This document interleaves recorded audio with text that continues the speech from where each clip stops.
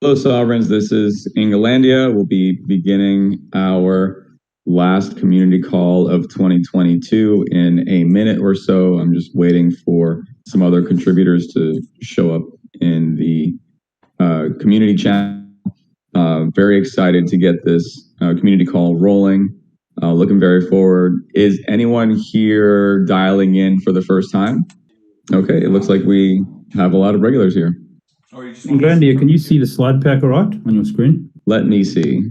I can see the stream, yes. And you can see when I scroll through it? I see the agenda page, yeah. Okay, thank you. That is a really cool cover art. What is it? Like a bunch of people sitting in, it looks like Mecca. Sovryn Stadium. Some of Fine Line's AI artwork. It's looking pretty awesome.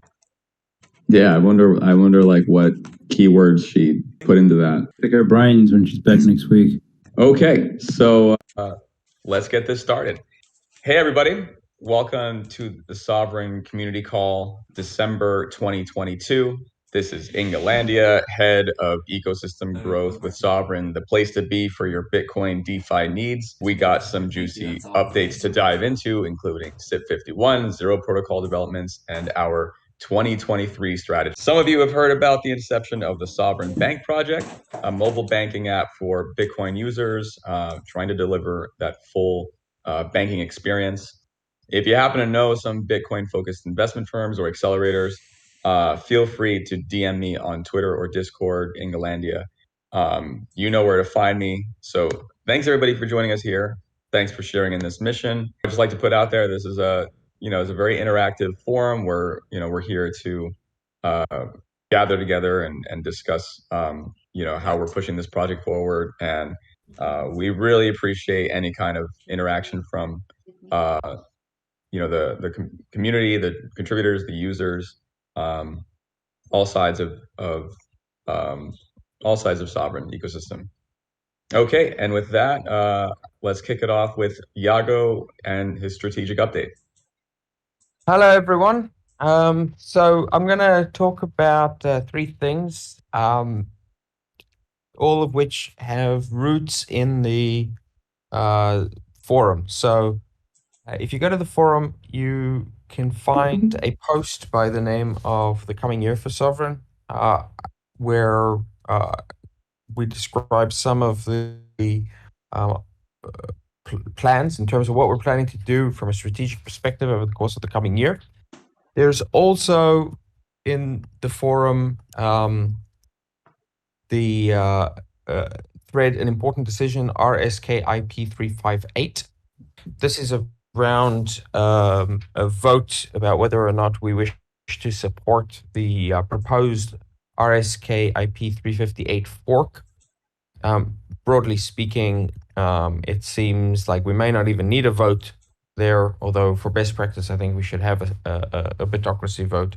There seems to be broad agreement that we want to, at this point, support this fork, if for no other reason than to get PoWPeg back up and running. And then finally, there's a really cool thread which was posted a few days ago called Strategies for Use with Zero, which is put together by Ictarius, Sovereign Origin, and BTC Lugosi. I recommend taking a look at that. I think it's really cool. So, in terms of the strategic work, I think we have a very important year ahead of us. About 100 and, I don't know, must have been 160, actually no, I think it was about 64 million years ago. About 64 million years ago, there were massive beasts roaming the earth. And then one day, because these massive beasts were over-leveraged, a asteroid came and wiped them all out. This was very detrimental to life on this planet for a period of time. But what it did do is it cleared the path for the next step in evolution, which ultimately led to man. We recently, within the crypto space, seen a similar kind of occurrence. We've had these dinosaurs, Genesis, Celsius, BlockFi, Voyager, Nexo, FTX, have all been wiped out within a very short space of time. I think this clears the path to the next step in evolution, the evolution towards the sovereign man. Specifically, what that means for us is that there is a proven market of borrowing and lending around Bitcoin, which is out there, which we know exists, and where the participants, the competitors in that space, have basically all just disappeared. It's almost as if, we wanted to, we were considering launching a car company, and Volkswagen, GM, Ford, and Toyota all magically disappeared. It would be the perfect setup. So over the course of the coming year, I think it is up to us as the market consolidates, which I believe will take months, probably the entirety of the year. It is up to us to consolidate and tackle this market. And I think we are extremely well positioned to do this. There's more detail in the post that I posted in the forum, and there will be more detail forthcoming over the coming weeks.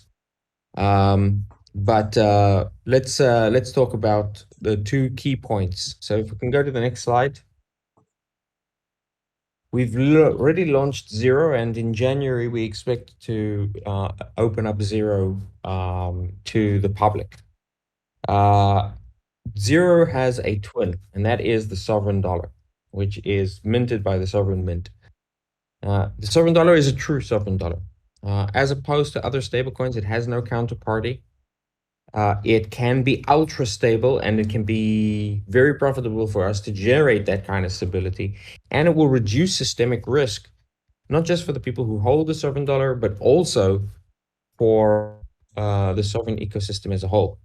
And so over the course of the coming year, because this is the twin of Zero, and because ultimately the truly revolutionary product here is the sovereign dollar, our goal must be generating dollar demand. And there are a number of steps towards this. One is generating savings demand for the sovereign dollar. Now, there's plenty of reasons to save in the sovereign dollar, and I think we'll be able to add the ability to generate yield and interest over time. But even before that is introduced, for us sovereigns, it is clear that we should be looking to hold some of our short and medium term savings, in other words, our dollar denominated savings in sovereign dollar. It's more secure, it's more free, it can't be blacklisted, it can't be confiscated. And so if we're looking to maintain our financial sovereignty, this is a very powerful tool to do that. Beyond that, by doing that, we are going to be leading the way. We're going to be looking over the coming years to drive significant multi-billion-dollar adoption for the sovereign dollar, and that needs to start with us. The second thing is we're going to look to switch the sovereign dollar to being the primary stablecoin within the sovereign ecosystem, not just to protect the sovereign ecosystem, but also to help drive demand and liquidity for the sovereign dollar.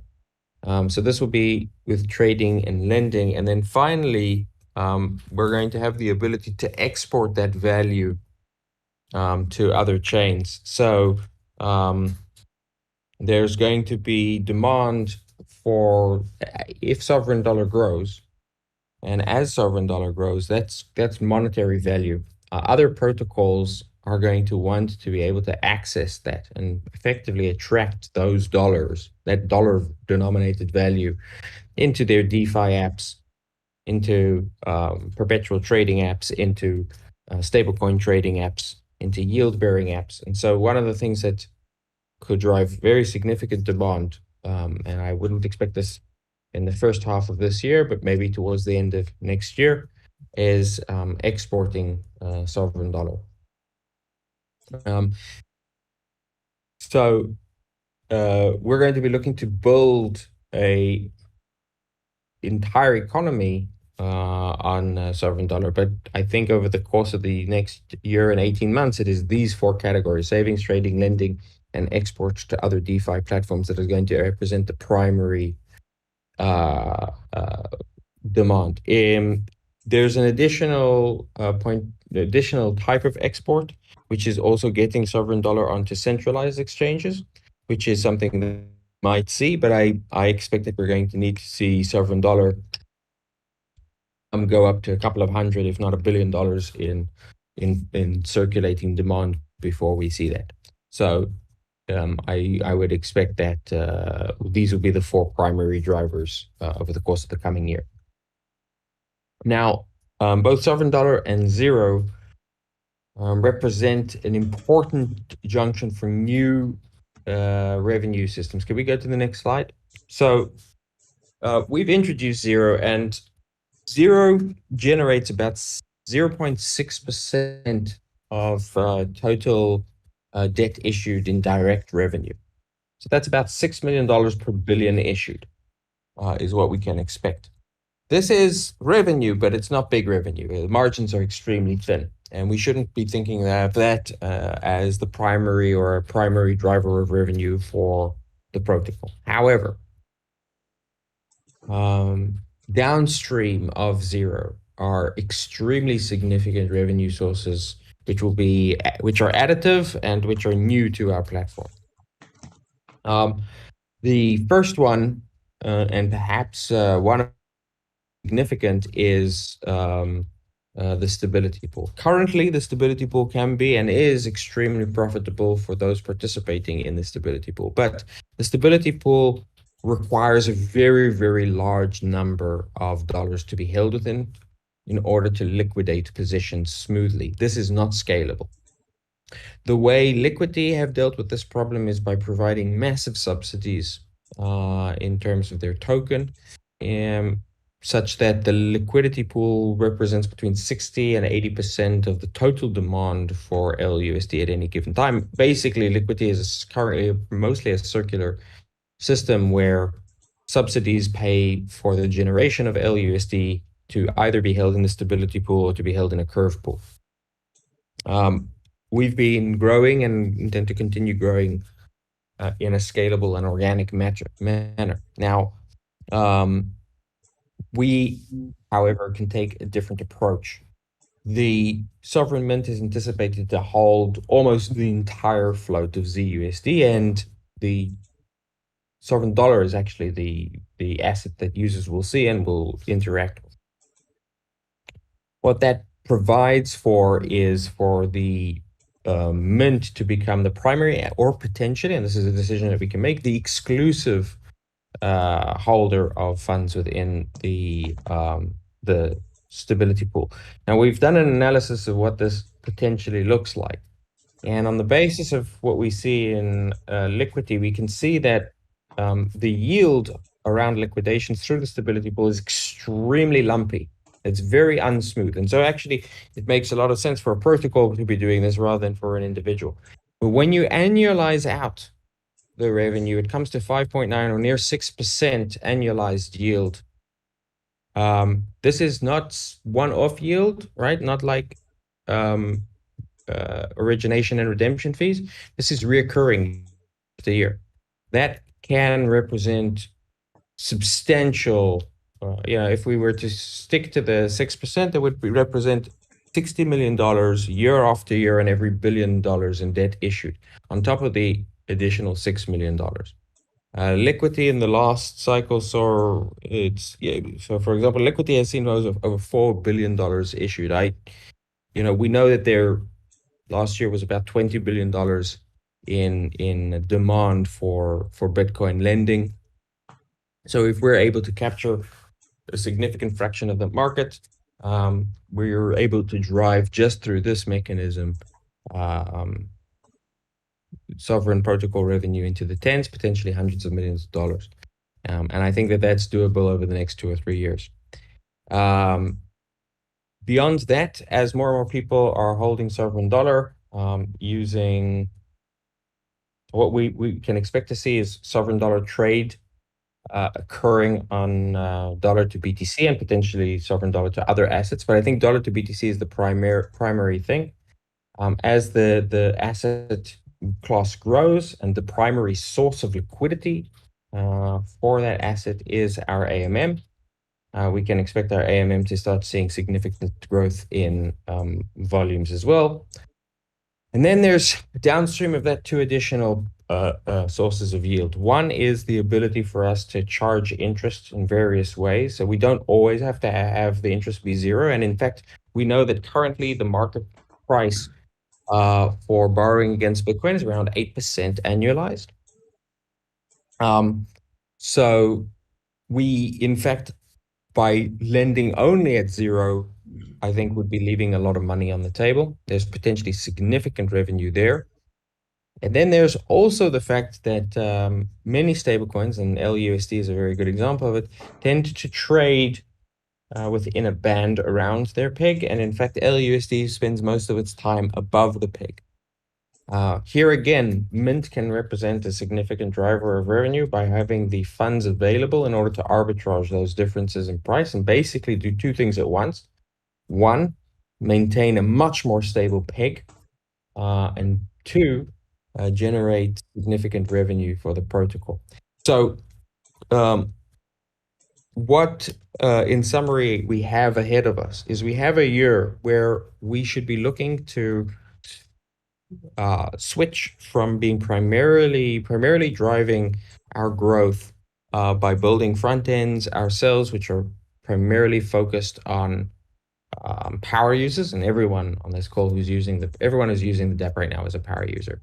We know that these kinds of DApps simply attract far fewer users. There are fewer power users out there, but instead, we will continue to work on the SDK, on partnerships with third parties, and growing an ecosystem of third parties that have integrated the system, using those channel partners to massively increase the availability of zero loans and the sovereign dollar, and position ourselves in that way for what I think would be a very, very significant 2024.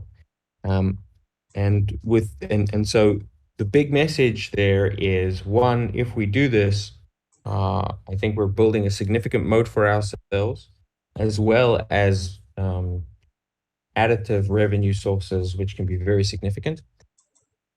And in addition to that, our North Star for the coming year, the big challenge that we have is driving demand for the sovereign dollar. Driving demand for zero, we expect will be actually relatively easily, but it's a two-sided market. We've got demand for the sovereign dollar on the one hand and zero on the other hand. And so it's driving that organic demand for the sovereign dollar, which is something we should all be participating in, and which as a project and as a community, we should be focused on. Thanks very much.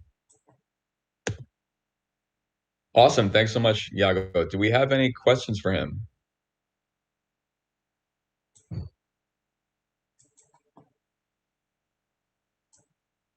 Questions or comments from the community?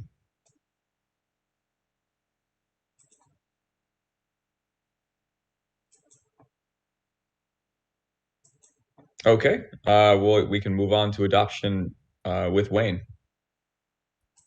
Thank you, Matt. Adoption in November, all forward movement, continuing to trial new channels that are working for us and planning for the new year. So our focus still is on Zero as a key product, with a very good month in terms of Zero TVL growth in November, close to 40% TVL growth. That's RBTC growth in November, so real TVL growth. Our second big event of the quarter was the BitConf earlier in the month, promoting the Sovryn brand and with some very good results, which we'll go over there. Building up our learnings of these events as a key marketing channel, especially with our revised strategy next year. The team continued to expand brand reach and our achievable audience via our key channels, which right now are video and social media organically. Really focusing on optimizing those channels, putting out good content on a regular basis, and broadening our achievable market and our brand reach as much as possible. Some of the stats we've seen around that we'll go through on video, but nearly a 200% increase in video content reach, 260% increase in video views and engagement, very high engagement rate on Twitter. So focusing on these two key channels organically is seeing some really good results for us month on month. We have the website and brand reader launched in the new year in line with the 2023 strategy. I know there's been a few questions around the website. Front end is built. It's looking absolutely amazing. We've had to revise a little bit of the content for the 2023 strategy, and it was a strategic decision to essentially wait to the new year to launch that site. The market will be slowing down now. There'll be a strong intent in the new year and a very good time to launch this brand and really show it off in line with our new strategy from January onwards. We're also, everybody will see leading up to Christmas, trialing a few paid media channels prior to Christmas. We found ourselves, I think, in a very good position where we've achieved sustainable organic growth through our adoption of marketing activities, which was our core focus. We really needed to focus on quality content, SEO, driving sustainable organic reach and growth before shifting to a paid strategy. But we're at a point now, I think, especially as a new brand comes along in the new year, where we can start trialing some paid channels, which we will report on their success in the new year. Zero growth, key focus for us throughout all our content, marketing, adoption activities. Close to a 40% increase in zero TVL for November. Focus on written content, video, social content, use cases, promotion. Market is seeming very receptive still, especially considering the current market conditions. Website traffic holds, more and more TVL onto zero. And much higher engagement rates in terms of sessions per user, pages viewed, blog depth, all of our key stats that we'll look at on the front end in terms of engagement up at the same time. One of the bigger milestones or events we had was the BitConf earlier in the month. Yago was there along with a small crew of contributors and community members. We had a presence at the Rootstock booth. We were co-branded with the RSK booth, giving out merch, promotion around the event, interviews. Yago had several talks at the event. We had CK and Corsario set up at the booth, talking to people at Zero, taking sales. And from all accounts, it was a big success. We looked busy every single day. You guys would have seen Yago's posts. There was queues of people looking to find out about Zero, looking to sign up.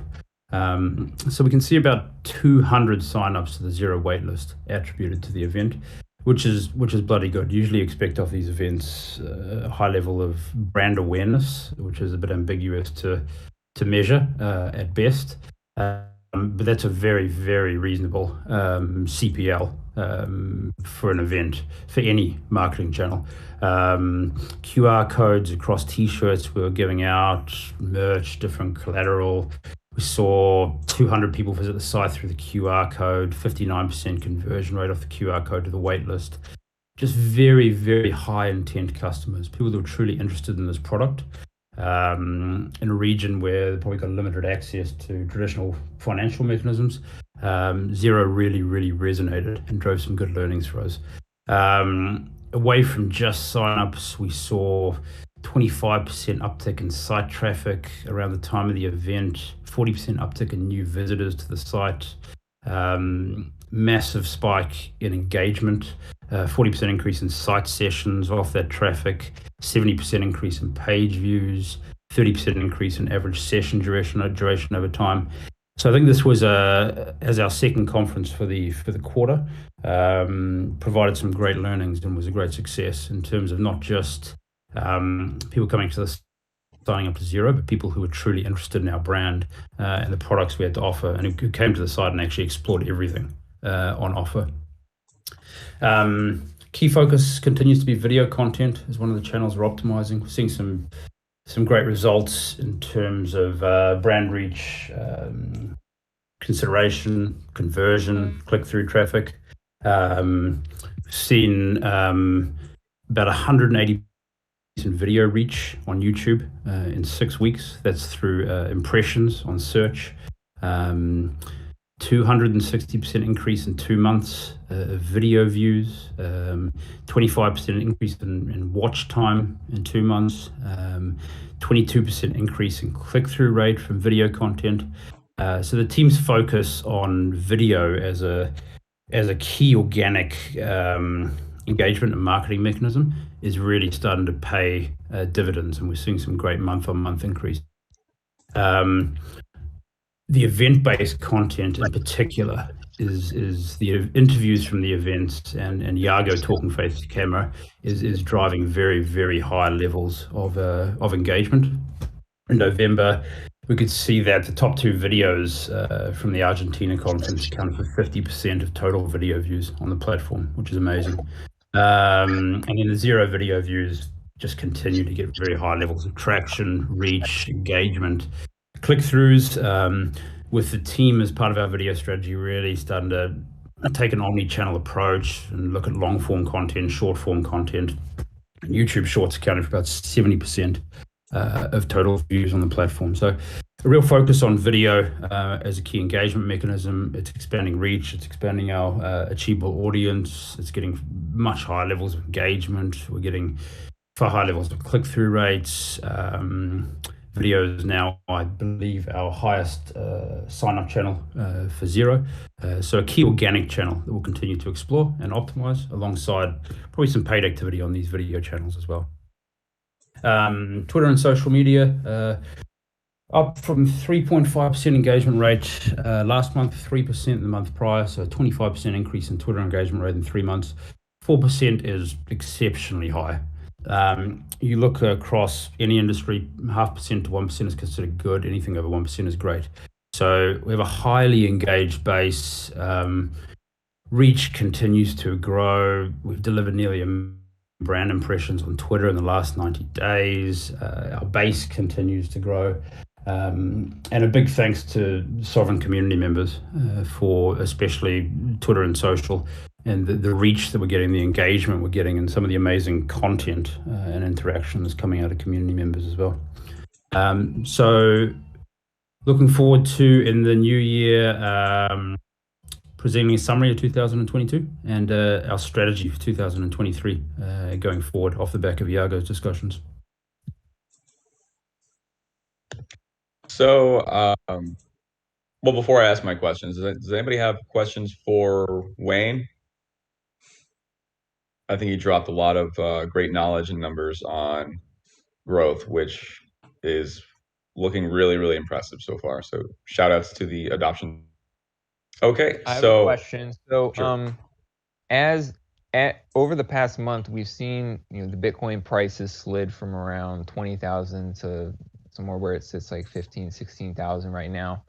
Is the TVL the increase that you're seeing denominated in RBTC, or is it denominated in dollars? Dollars. RBTC now, but we look at both, yes. In terms of the presentation, what I just showed you, that was RBTC, but we do monitor both on a regular basis. Okay, and have we seen an increase in individual lines of credit as well? Yes. So there's a redash that's been created, which I think we could probably share with the community. We've seen consistent growth in lines of credit. We basically see about 1 line of credit added per day, with a typical line of credit, the average line of credit holding about $20,000 in Bitcoin. So these are high ticket power users. What we would like to do, and we're setting ourselves up to do, is be integrated with other systems to reach a much larger, lower value audience. And so for now, I think it's good that we're seeing this type of growth. I think what we're currently targeting is individual with sophistication and wealth. We're not targeting Bitcoin miners. We're not targeting lower value ticket sizes. Those are, the two extreme of the market, but they actually are where most of the value lies. And so over time, what we should be positioning ourselves to do is to expand those two markets.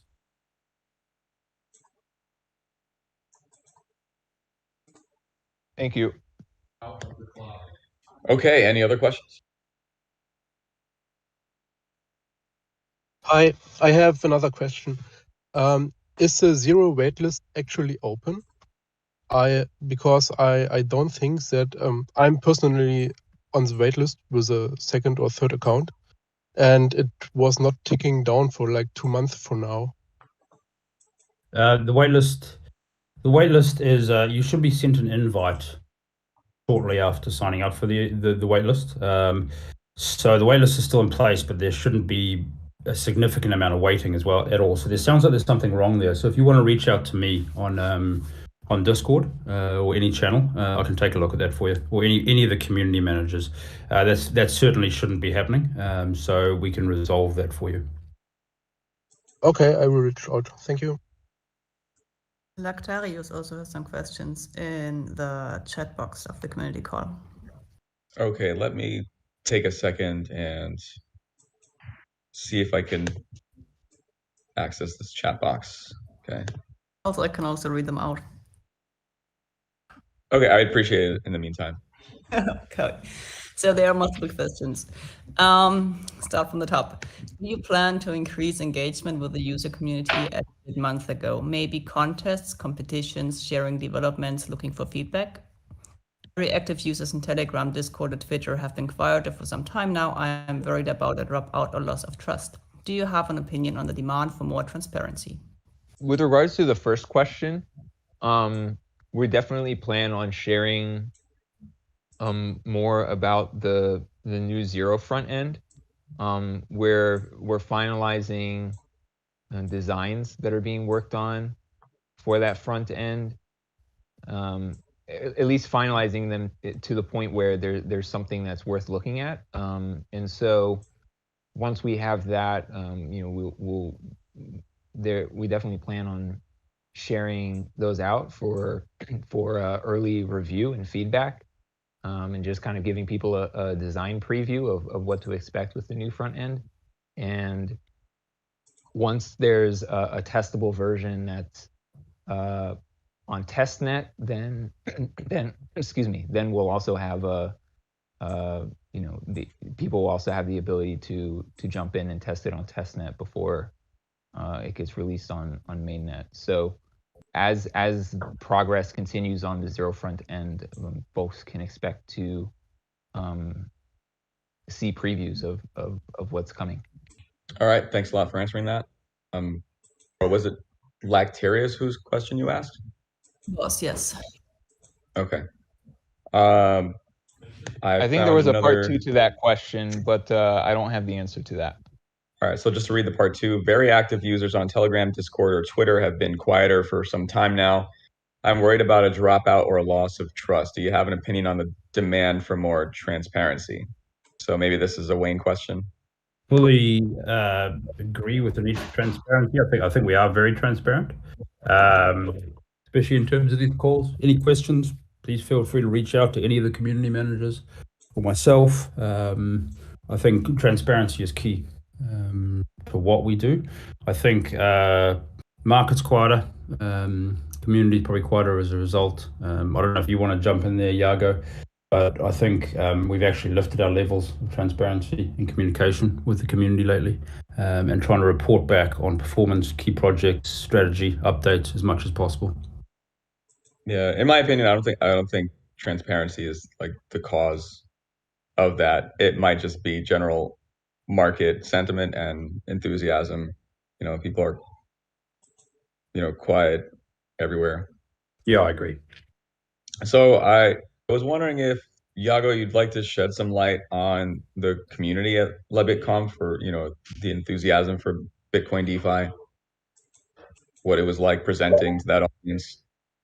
No, I don't really think that there was something particularly important about that audience. What I do think is that Latin America is one of many examples of societies that have very, very different approach to money from what we're used to in, say, the United States or Europe or broadly the West.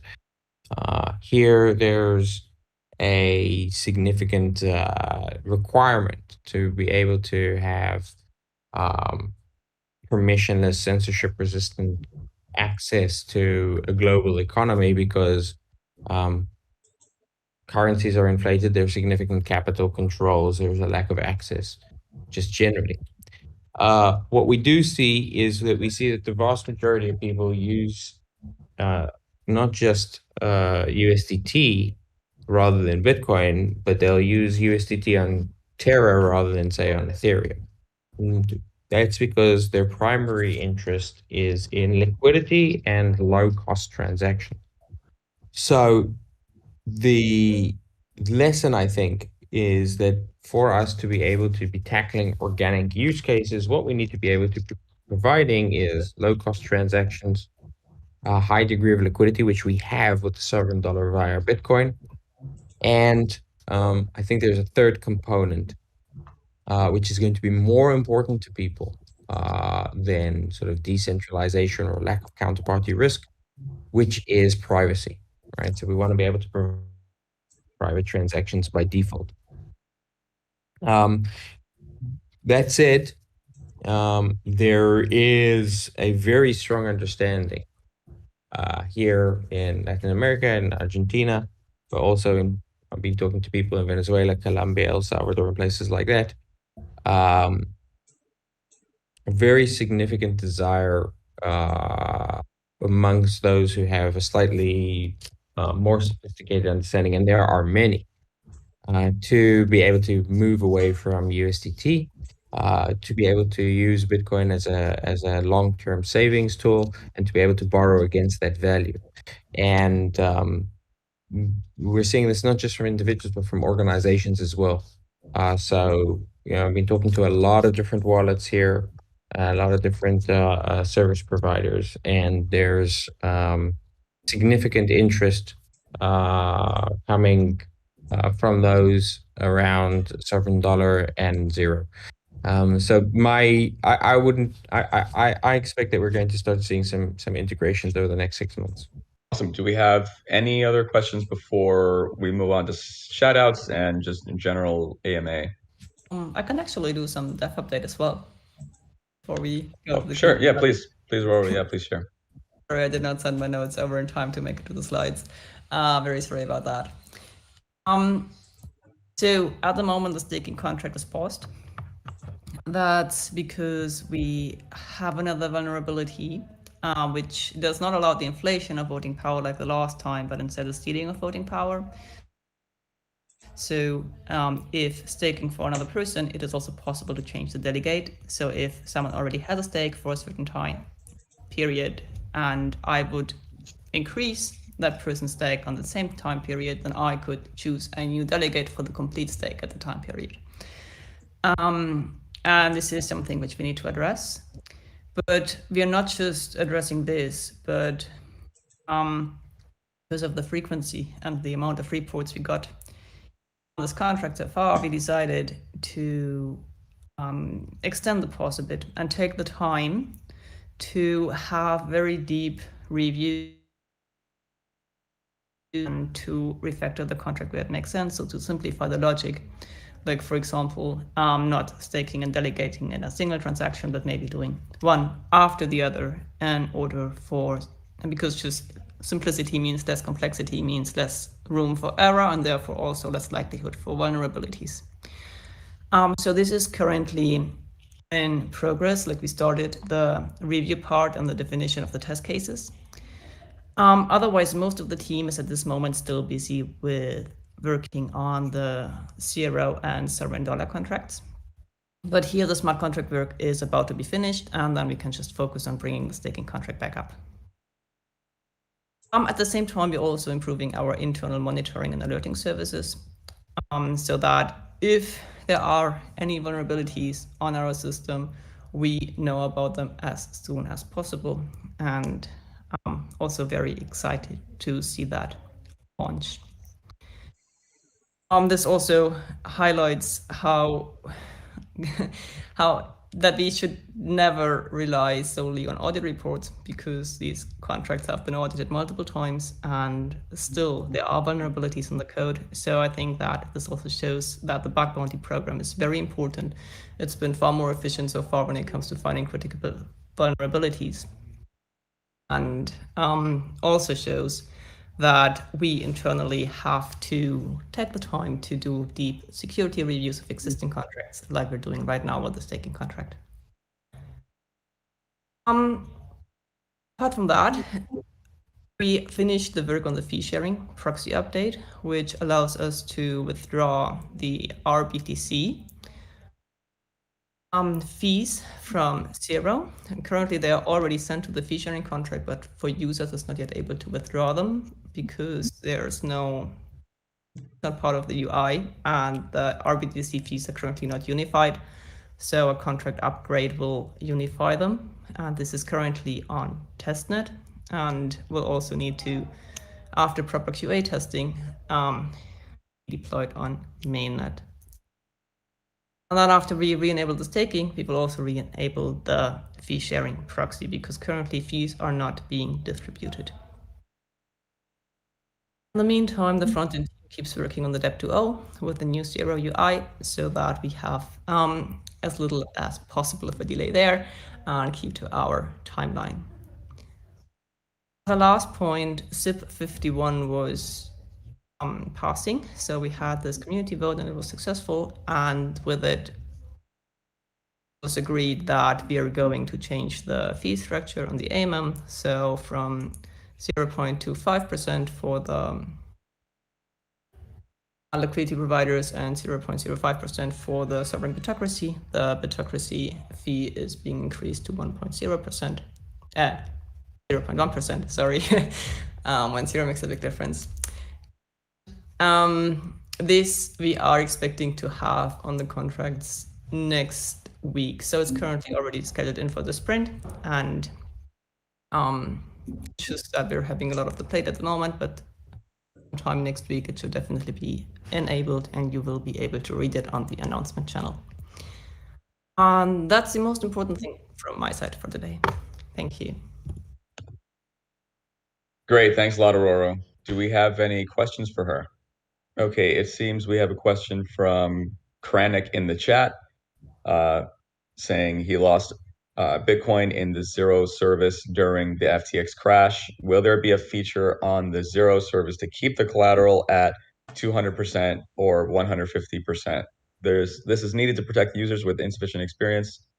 Losing Bitcoin is a traumatic event. Does anybody want to take this on?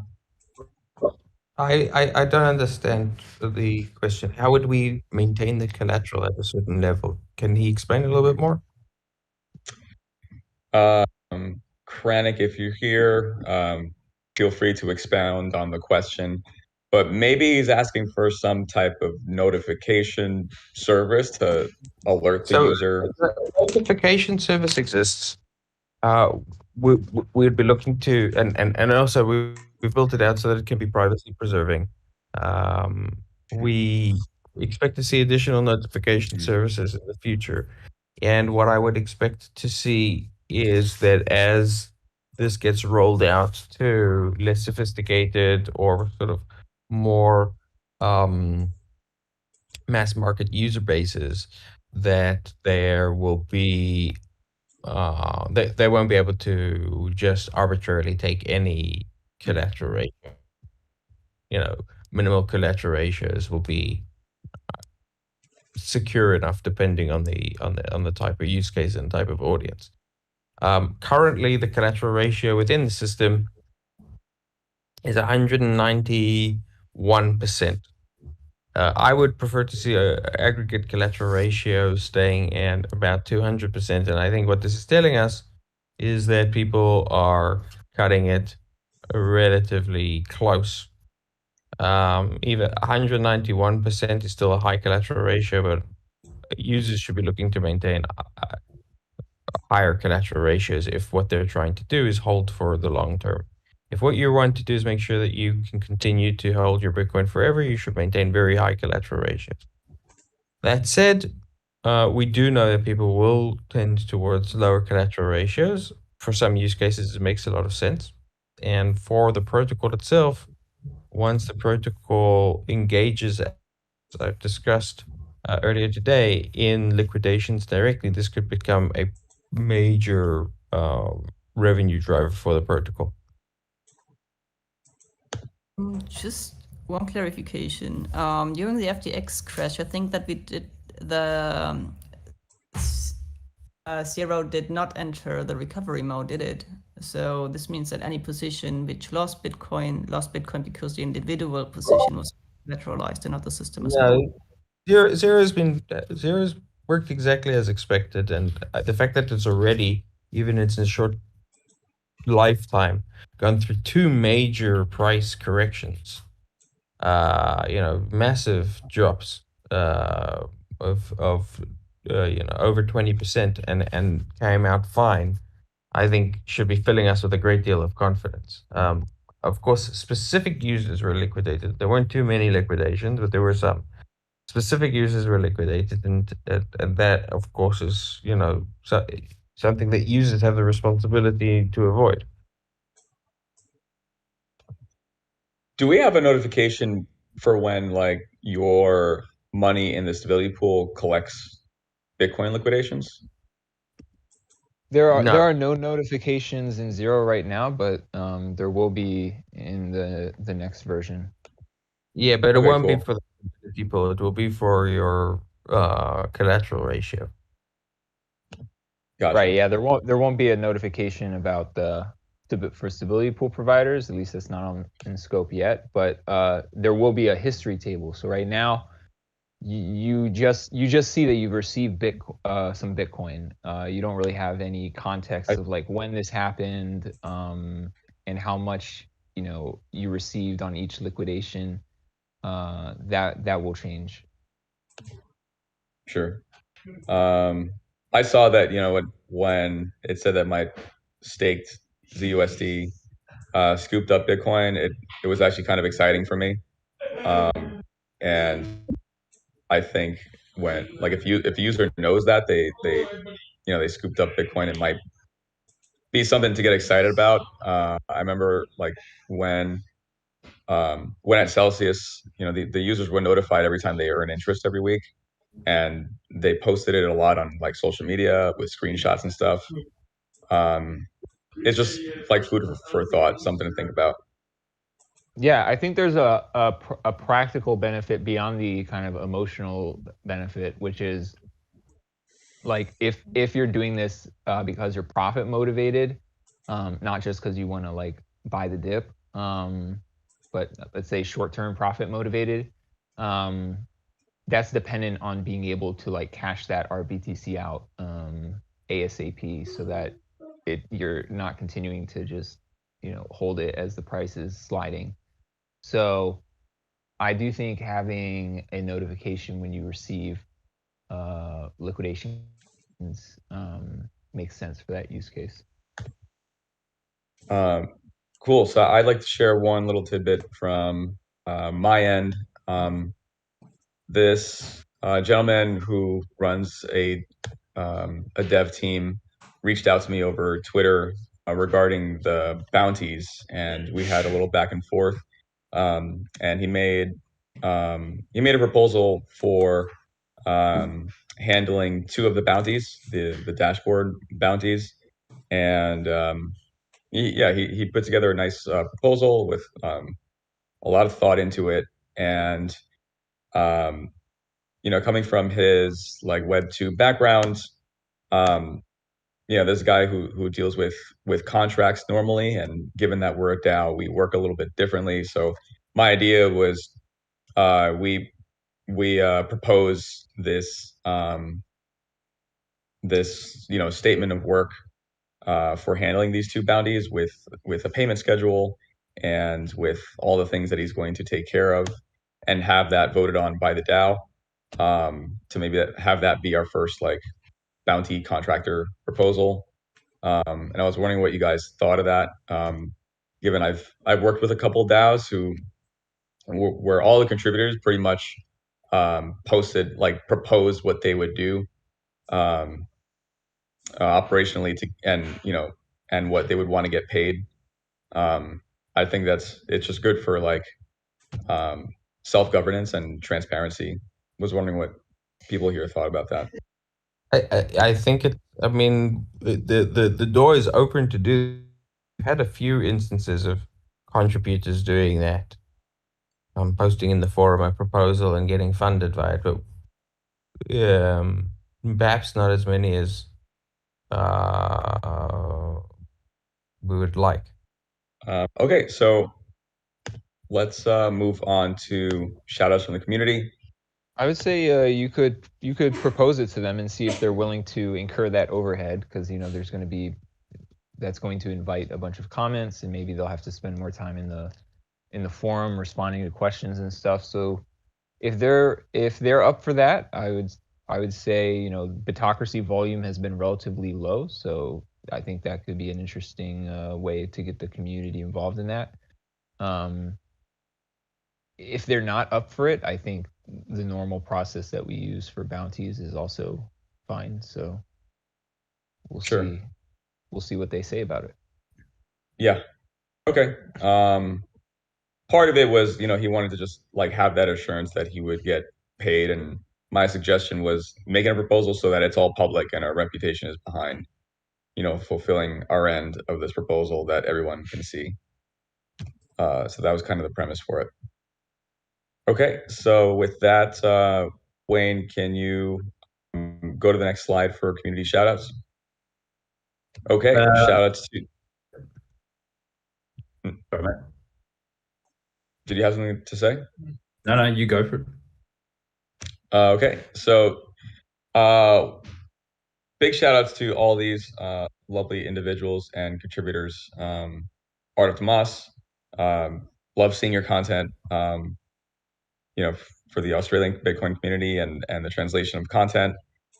Shout out to David Saboroy for attending Bitcoin Amsterdam conference with Sovryn.